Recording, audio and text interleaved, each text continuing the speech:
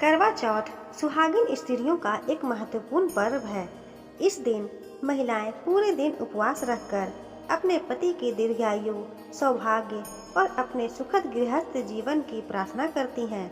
भारत में हिंदू धर्म में इस त्योहार का विशेष महत्व है।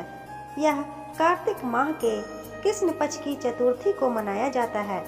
करवा चौथ वाले दिन पूरे भारतवर्ष में अलग ही रौनक होती है, लेकिन उत्तर भारत विशेषकर पंजाब, हरियाणा, उत्तर प्रदेश, राजस्थान और मध्य प्रदेश में इस दिन एक अनोखा ही नज़ारा होता है। दिन भर जहां महिलाएं व्रत रखकर कथाएं कहती हैं, वहीं शाम को श्रृंगार कर विवाहित स्त्रियों की नजरें चांद को ढूंढने लगती हैं। काफी समय पहले की बात है, एक साहूकार था। उसके 7 पुत्र और एक पुत्री थी। सभी भाई अपनी बहन को बहुत प्यार करते थे, वहीं एक साथ ही बैठकर भोजन करते थे।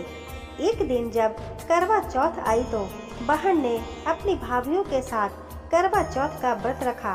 रात को सभी भाई खाना खाने आए और उन्होंने बहन से भी खाना खाने को कहा। तब ही माँ ने कहा कि इसका करवा चौथ का व्रत है, यह चांद निकलने के बाद ही खाएगी। यह सुनकर उसके भाइयों ने जंगल में आग जलाकर छलनी में से चांद दिखा दिया। इसके बाद उसने चांद को अर्घ दे दिया और खाना खाने बैठ गई। जैसे ही उसने पहला टुकड़ा तोड़ा तो उसे छींक आ गई और दूसरे टुकड़े में बाल निकला। वहीं जैसे ही उसने तीसरा टुकड़ा तोड़ा तो उसे अपने पति की मृत्यु की खबर प्राप्त होती है। वह यह सुनकर रोने लगी। इसके बाद उसकी भाभी ने उसे भाई के हरकत के बारे में बताई कि उसके साथ ऐसी घटना क्यों हुई। भाभी ने बताया कि करवा चौथ का व्रत बिना चांद के अगर टूट जाए तो चंद्र देवता नाराज हो जाते हैं।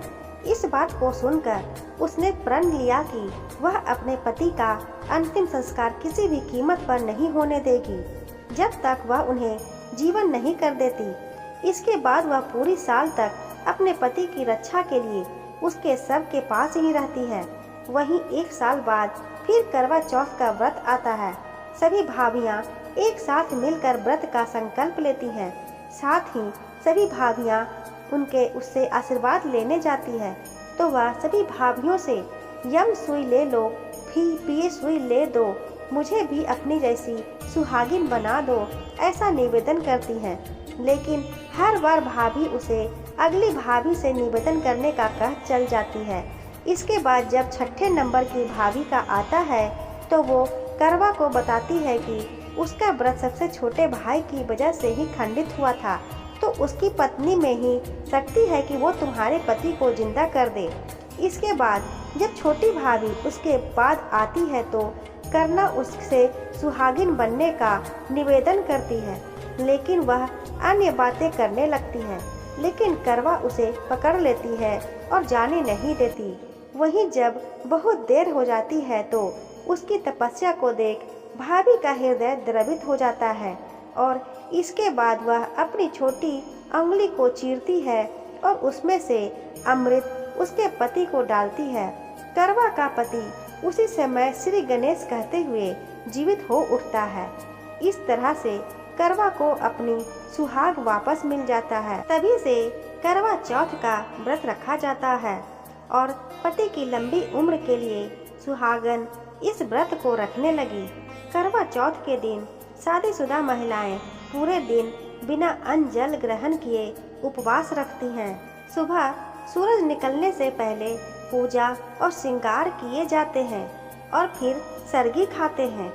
इस व्रत का इतिहास काफी पौराणिक माना जाता है। एक बार देवताओं और असुरों में युद्ध हुआ। असुरों का पक्ष भारी पड़ रहा था। सभी देवता सहायता के लिए ब्रह्मा जी के पास गए। ब्रह्मा जी ने कहा, यदि सभी देवताओं की पत्नियां इनके लिए कार्तिक माह की चतुर्थी को उपवास रखे तो देवता विजयी हो सकते हैं।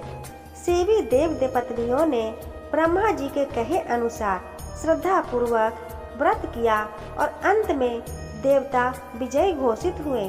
जब देवताओं की पत्नियां भोजन के लिए बैठी तो आकाश में चंद्रमा निकल आया था। तभी से इस व्रत की परंपरा शुरू हो गई, जो पति की लंबी आयु और उसकी सफलता के लिए लाभदायक होता है। इस व्रत से एक और प्रसंग जुड़ा है जो महाभारत से लिया गया है।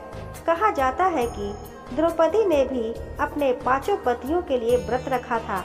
श्री कृष्ण ने द्रौपदी को अपने और पांडवों के सौभाग्य और विजय प्राप्ति के लिए व्रत रखने को कहा और करवा चौथ के व्रत के प्रभाव से पांडवों ने कौरव सेना को परास्त कर विजय हासिल की। करवा चौथ का यह खास व्रत प्रातः सूर्योदय से पूर्व 4 बजे के बाद ही शुरू हो जाता है और रात को चंद्र दर्शन के बाद ही इस व्रत का पारण किया जाता है। करवा चौथ 2 शब्दों के मेल से बना है। करवा यानी कि मिट्टी का बर्तन और चौथ यानी कि चतुर्थी तिथि। इस व्रत में करवे का विशेष महत्व है, इसलिए इस दिन मिट्टी के करवे में चावल भर के उसके ऊपर मिठाई रख के पूजा स्थल पर रखें। इस व्रत में अन्न और जल ग्रहण करना मना होता है। मान्यता है इस दिन भगवान शिव, माता पार्वती, भगवान श्री गणेश और कार्तिकेय जी का अर्थात शिव परिवार की पूजा करके करवा चौथ के व्रत की कथा सुननी चाहिए। आजकल बाजार में करवा चौथ के कैलेंडर मिलते हैं, जिन्हें अपने घर के पूजा स्थल पर लगाकर पूजा करनी चाहिए। शाम को सुहागिनों को 16 श्रृंगार करके छत पर जाके चांद को छलनी से देखकर, पति को भी देखकर चंद्रमा को अर्घ जल अर्पित करना चाहिए।